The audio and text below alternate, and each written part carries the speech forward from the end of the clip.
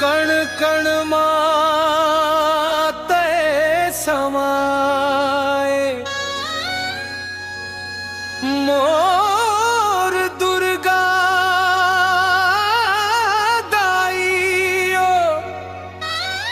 कण कण माते समाए जगला रच के महामाई मोर जगला रच के महामाई मोर जगत के जननी कहाए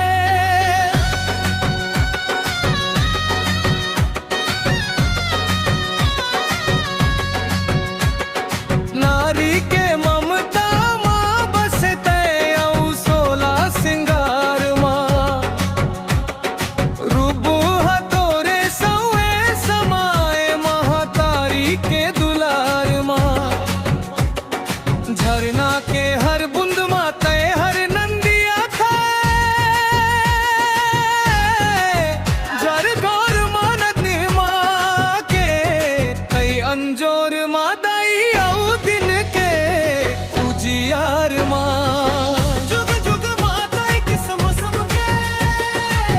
जुग जुग माताई किस मौसम के महिमा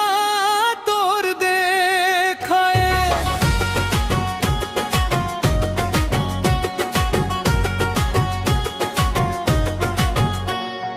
लहू के लाली रंग मादाई कंठ के भाखा बोली माँ माया के फुलवा बन के समाए दुखियारिन के ओली माँ तीन लोक औ तीन भुवन माँ तोर मूरत मन मोहे अंतस के मोर मन मंदिर माँ मोहनी मूर्तिया सोहे अंधन के नैनन मादाई अंधन के नैनन मादाई ज्योति तय जालाए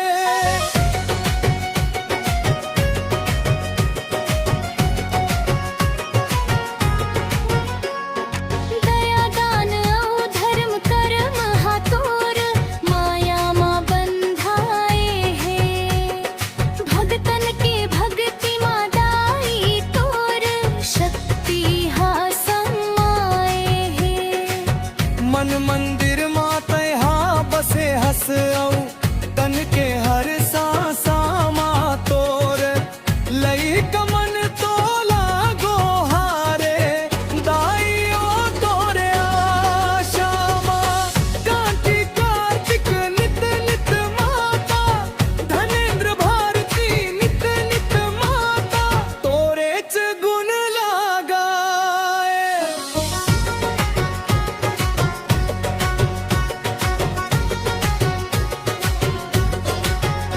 जगला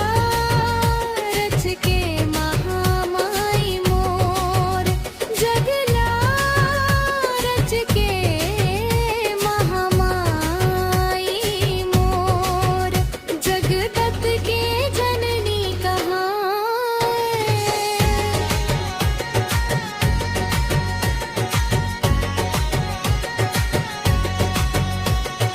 नारी के ममता माँ बसते औ सोला सिंगार माँ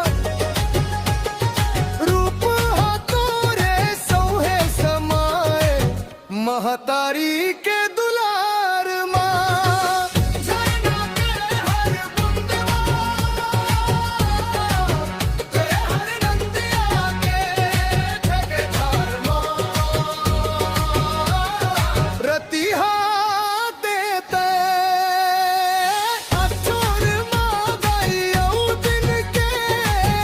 उजियार माँ जुग जुग माताई किस्म किस्म के